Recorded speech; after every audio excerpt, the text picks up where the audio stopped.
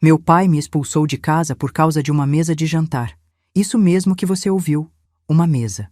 Mas não foi só isso. Ele fez isso na frente de toda a família, no dia do meu aniversário de 25 anos, depois de eu ter passado 6 meses cuidando da minha mãe doente, enquanto minha irmã mais nova não moveu um dedo para ajudar. E sabe o que eu fiz? Não chorei, não implorei. Eu saí daquela casa e prometi para mim mesma que eles iam se arrepender. 5 anos depois, eu comprei o prédio comercial do outro lado da rua e acenei da janela do meu escritório no último andar, enquanto eles me observavam boquiabertos. Mas antes de chegar nessa parte, preciso te contar como tudo começou.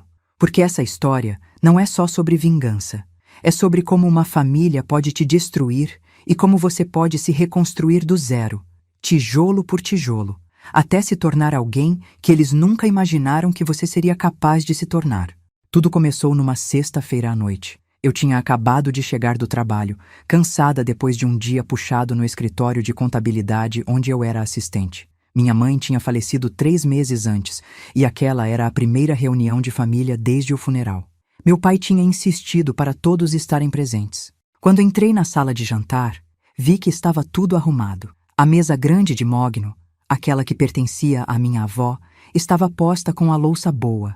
Meu pai estava na cabeceira, minha irmã Júlia do lado direito dele, e o marido dela, o Rafael, ao lado dela. Sobrou a cadeira do lado esquerdo para mim. A Júlia estava grávida de 7 meses. Meu pai não parava de sorrir para ela, tocando a barriga dela toda hora, falando sobre o neto que estava chegando. Eu tentei participar da conversa, mas toda vez que eu abria a boca, era como se eu fosse invisível. Eles continuavam falando entre si, ignorando completamente minha presença. Aí meu pai bateu o garfo no copo, pedindo atenção. Meu coração acelerou. Ele disse que tinha um anúncio importante a fazer. Olhou para a Júlia com aquele sorriso orgulhoso e falou que ela e o Rafael estavam precisando de mais espaço agora com o bebê chegando. Até aí, tudo bem. Problema deles, pensei. Mas então ele virou para mim e soltou a bomba. Disse que a casa dele era grande demais para ele sozinho e que tinha pensado muito sobre isso. A Júlia e o Rafael iam se mudar para lá, para a casa da família, para ele poder ajudar com o bebê. E eu teria que encontrar outro lugar para morar. Eu fiquei em choque. Aquela era a minha casa também. Eu tinha crescido ali. Mas espera, fica pior. Eu perguntei quando ele esperava que eu saísse, achando que teria pelo menos alguns meses. Ele respondeu que em 2 semanas já estaria bom. 2 semanas. A Júlia nem tentou disfarçar o sorriso de vitória no rosto dela. Respirei fundo e tentei argumentar.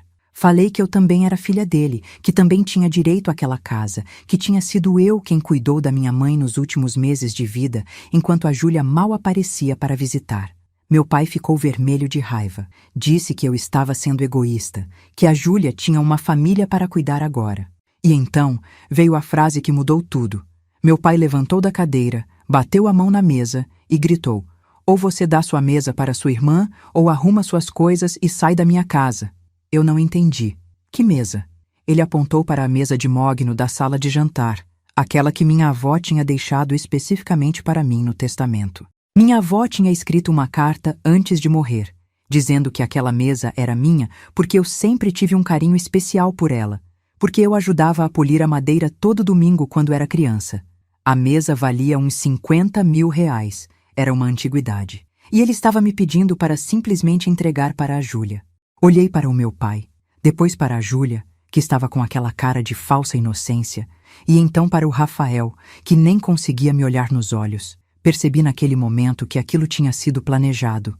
Não era sobre espaço, era sobre me tirar tudo o que era meu, tudo o que me conectava com a minha mãe e minha avó. Era sobre apagar minha existência daquela família. Então eu me levantei, limpei a boca com o guardanapo, coloquei na mesa com calma e disse: "Não." Meu pai piscou, confuso. Repeti mais alto: "Não, a mesa é minha e eu não vou dar para ninguém. E quanto a sair da casa, pode deixar que amanhã mesmo eu arrumo minhas coisas." O silêncio que caiu naquela sala era tão pesado que dava para sentir no peito. Fui para o meu quarto, tranquei a porta e pela primeira vez em meses, chorei. Chorei pela minha mãe, pela minha avó, pela família que eu achava que tinha e que na verdade nunca existiu. Mas quando as lágrimas secaram, Algo mudou dentro de mim. Uma raiva fria, calculada, tomou conta do meu peito. Eles iam ver quem eu realmente era.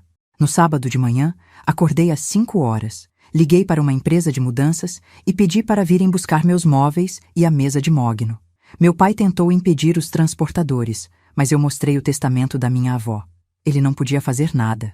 A Júlia assistiu tudo da janela, com cara de poucos amigos. Senti uma satisfação enorme. Aluguei um apartamento pequeno na zona leste, longe dali. Era apertado, a mesa de mogno mal cabia na sala, mas era meu. Ninguém podia me tirar dali.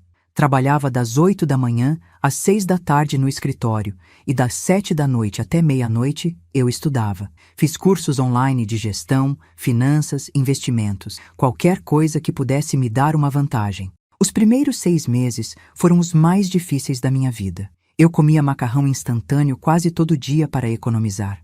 Cancelei Netflix, academia, tudo que não era essencial. Cada centavo que sobrava ia para uma conta de investimentos. Meus colegas de trabalho achavam que eu era louca, mas eu tinha um objetivo claro na minha cabeça. 1 ano depois de sair de casa, consegui uma promoção no trabalho. Virei analista financeira, com um aumento de 40% no salário. Foi aí que as coisas começaram a mudar de verdade. Usei o dinheiro da promoção para fazer um curso de corretor de imóveis. Percebi que tinha talento para vendas e para entender o mercado.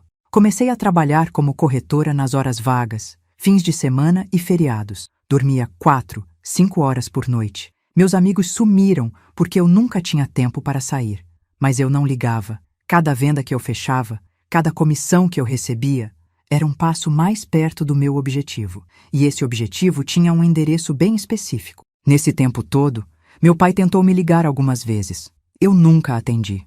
A Júlia me mandou mensagem quando o bebê nasceu, um menino chamado Pedro. Eu visualizei e não respondi. Eles me cortaram da família, então eu cortei eles da minha vida. Simples assim.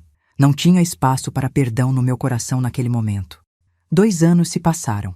Eu tinha juntado R$200 mil em investimentos e comissões. Foi quando uma oportunidade apareceu. Uma construtora pequena estava precisando de investidores para um projeto residencial. Estudei a proposta durante semanas, analisei cada número, cada projeção. Decidi arriscar metade do meu dinheiro. Deu certo. O empreendimento vendeu todas as unidades em 8 meses e meu retorno foi de 150%. De repente, eu tinha quase R$500 mil. Reinvesti em outro projeto, depois em outro.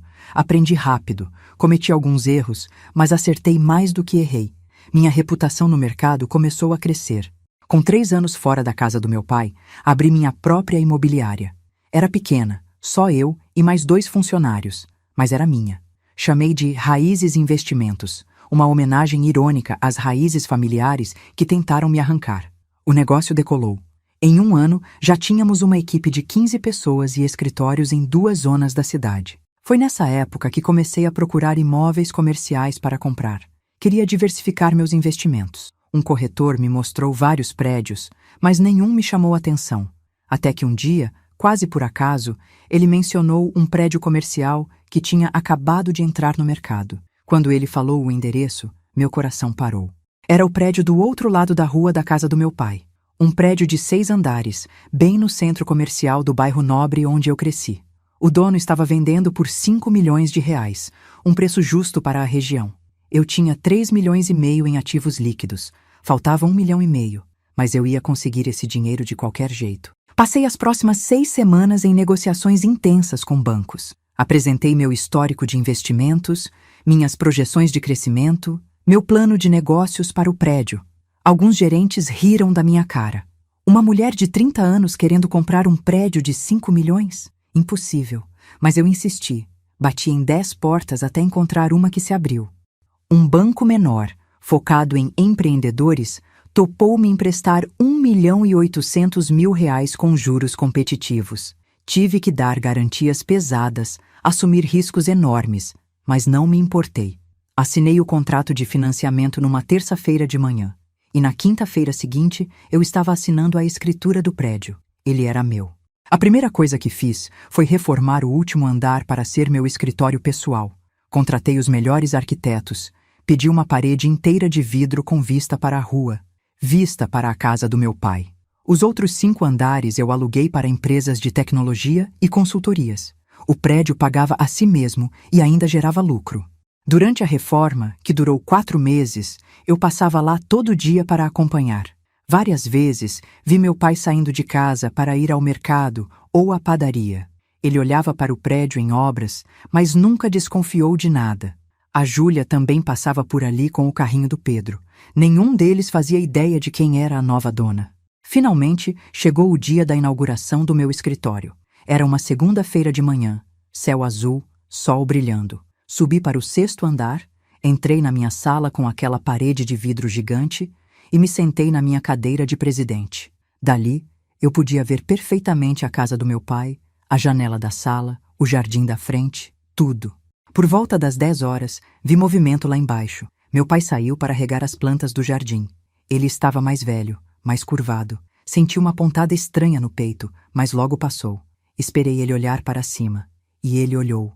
Nossos olhos se encontraram através do vidro. Eu me levantei devagar, caminhei até a janela e acenei. Só isso, um aceno simples. A cara dele foi impagável.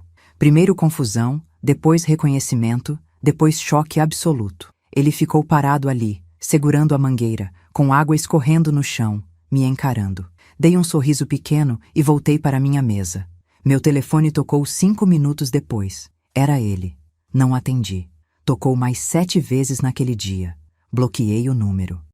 A Júlia apareceu no prédio no dia seguinte. A recepcionista me ligou dizendo que tinha uma mulher querendo falar comigo, que dizia ser minha irmã. Eu disse para mandar ela embora. Ela insistiu.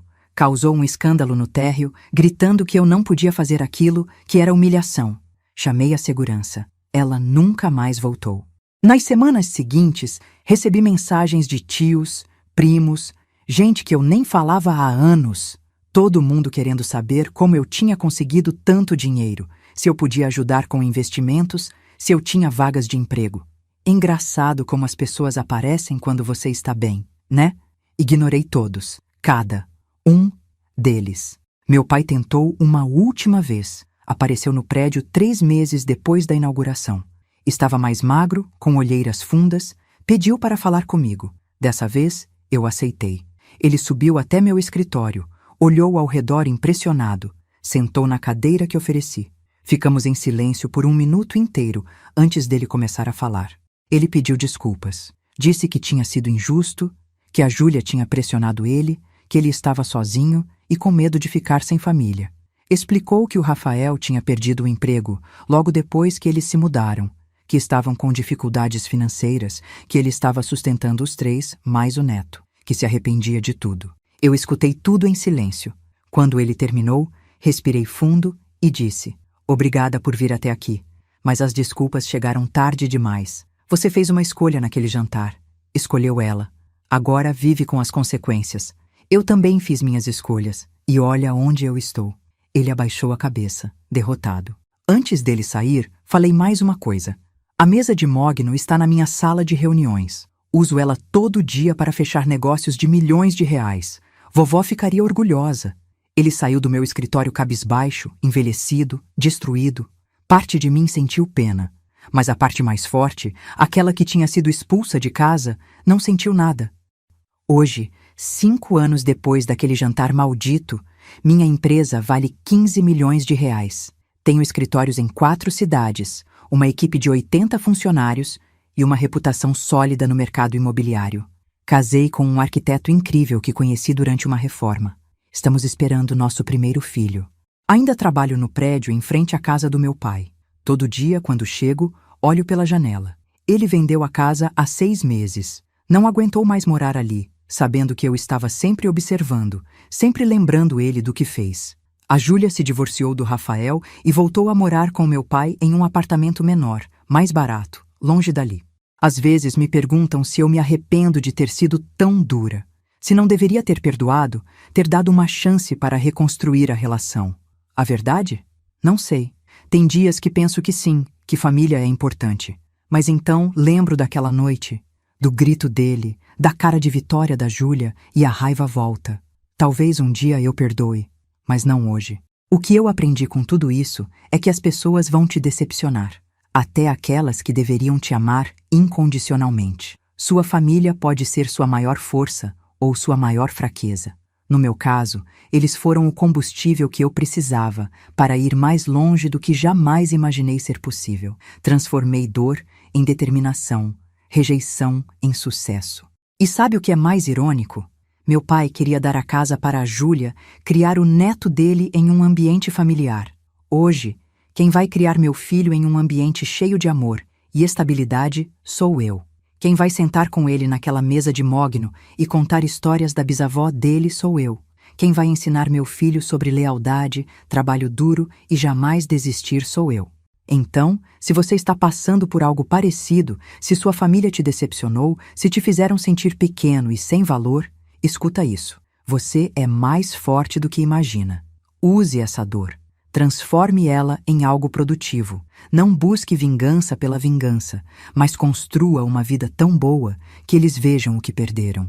Essa é a melhor resposta que você pode dar.